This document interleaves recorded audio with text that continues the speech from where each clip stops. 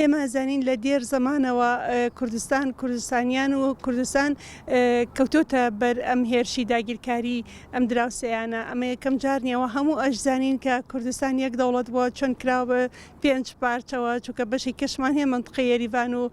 ئەو منطقانەی سەرەوە ئەوە هەموویان کوردستانی سوور کە ئەمەش بەداخەوە ئەمیش هەر داگیر کراوە طبعاً و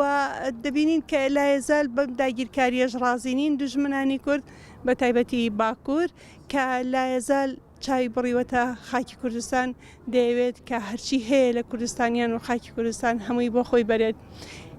و بێجگەلەوەی کە ئێمە ئەمە سیمای وڵاتەکەمان ناشری نەکات سیمای شارەکەمان ناشری نەکات بێجگەلەوەی کە ئەمە گەنجانێکی زۆرمان لە ناوەچن خەڵک لە ناو ئەچێ خەڵک شەهید دەکرێت بێجگەلەوەی کە مرۆڤەکان لە ناوەچن ژینگەکەمان پیسە بێ ژینگەکەمان تێگەچێت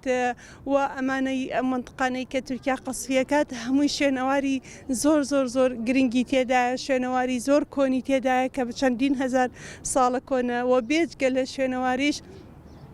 ئێمە ئەزانین کە ئاژەڵی زۆر غەریبی تێدا ئاژەڵی وای تێدایە کە لە هیچ شوێنێکی ئەم جیهانە نییە و کەواتە ئەمە لە هەموو بوارێکەوە تەئسیری هەیە لە بواری سیاسی لە بواری ژینگە لە بواری کۆمەڵایەتی کە ترس و تۆقێکی زۆر گەورەی خستۆتە ناو خەڵکیەوە خەڵک بەڕاستی ئیستیقراری نییە خەڵک بەڕاستی ناتوانێت بەم هاوین و بەم بەهارە بچێ بۆ سیاحە خەڵک لە ماڵی خۆی ئەترسێ و بێجگە لەم هەمووانە کێشەی ئابوووریەکەشمان هەیە کە بۆ بۆنی ئەم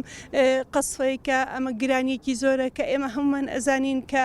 پارە نییە بودجە نییە معاش نییە بارودۆ خراپە ئەنجا ئەو قەسفەش لەسەر خەڵک ئەترسێ بەڕاستی بێجگەلەوەی کە ئێستا شەڕێکی تریش کە ئەمە 3 مانگ زیاترە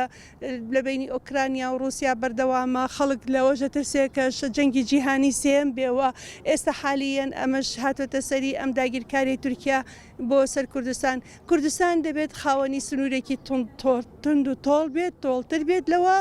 و دەبێت زیاتر کوردستانیان بپارێزرێت و ئێمە وەرەقەی زۆرمان بەدەستەوەی دەتوانین بەکاری بێنین دژی ئەو داگیرکاریانە بەڵام بەداخەوە ئێمە بەکاری ناهێنین گرتنی حدودەکان نەهێنانی بازرگانی ئەمە زەربەیەکی زۆر لە تورکیا ئەدات نەفرۆشتنی نەوت و غاز بە تورکیا وەستانی بازرگانی لەگەڵ تورکیا وەستانی سەفەر و تیارە و بەکارهێنانی ئاسمانی کوردستان بۆ تورکیا ئەو قەدەغەکردنی ڕەحلات بۆ تورکیا ئەگەر ئێمە ئەم زەختانە بکەینە سەر تورکیا بەڕاستی تورکیاش ڕێزێک لە خاکی کوردستان دەنێت وەکو خاکێکی بێکە سەیری خاکی کوردستان ناکات وەکو ئێمە لە بەردەستی ئەوان ئێمە ئیش بکەین و کارکەین کوردستان بە سلاڤەری خۆی دائەنێت بە خزمەتکاری خۆی دادەنێت دەبێت ئێمە هەموو زەحیە بین لە پێناوی ژیانێکی ڕەفاهیەتی ئەوان بەڵام ئەمە جێی قوبوڵکردن نییە چونکە تا کوردستان هەبوو تورکیا نەبوو تا کوردستان هەبوو دەوڵەتی تورکیا نەبوو تورک نەبوو ئەمانە پێکاتون لە مەجموعەتە تەتەر و مەغۆل و بۆیش بەڕاستی ڕقی لە کوردە چونکە ئەوان مواطنی دووە من کورد مواطنی یەکەمە ئەمە خاکی کوردستانە ئەمان داگیریان کردووە بۆیە من لێرۆ داوا لە کوردستانیانەکەم کە تونتر بن داوا لە حکوومەتی مرکزیەکەم کە سنوورەکانی بگرێت عێراق کە عێراقێکی وا بەڕەڵا بێسیادە و بێدەسەڵات نەبێ داوا لە حکوومەتی کوردیشەکەم کە زیاتر چاوبەوە بخشێنێت کە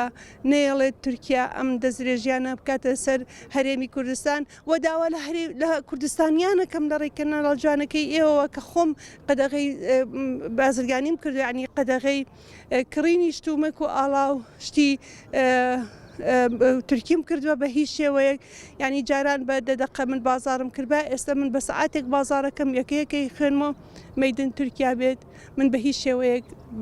کاڵاکانیان ناکڕم چ جلوبەرێک بێ چ خواردن بێت چونکە ئەو بێت لە وڵاتەکەم بکوژێت قیمەت بە وڵاتەکەم دانەنێت حرمەت بە وڵاتەکەم دانەنێت و مرۆڤبوون بە وڵاتەکەم دانەنێت من چۆنەچم شتەکانیان بکڕم و ئەوان دەوڵەمەند بم من بکوژرێم و نەخۆش بم.